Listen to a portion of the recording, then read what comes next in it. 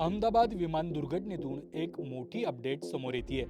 या अपघातग्रस्त विमानातून गुजरातचे माजी मुख्यमंत्री तथा भाजप नेते विजय रुपाणी हे देखील प्रवास करत असल्याचं कळतंय। गुजरातचे 16वे मुख्यमंत्री राहिलेल्या रुपाणी यांनी 2 वेळा मुख्यमंत्री म्हणून गुजरातचा कारभार सांभाळलाय। या दुर्घटनाग्रस्त विमानात रुपाणी हे देखील असल्याने त्यांचे कार्यकर्ते अस्वस्थ झाल्याचं पाहायला मिळतंय। 300 आसन क्षमता असलेल्या एअर इंडियाच्या ड्रीम लायनर 787 विमानातून अपघातावेळी 242 प्रवासी प्रवास करत असल्याचं समोर आलंय।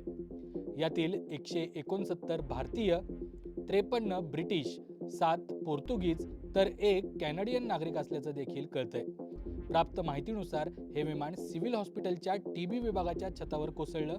अत्यंत भीषण असा हा अपघात होता।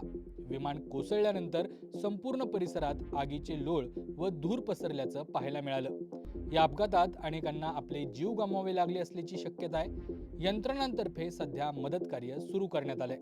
दरम्यान आता गुजरातचे माजी मुख्यमंत्री विजय रुपाणी हे देखील या विमानातून प्रवास करत असल्याची माहिती आहे। विमानातील इतर प्रवाशांसह त्यांच्याही सलामतीची प्रार्थना सध्या करण्यात येते।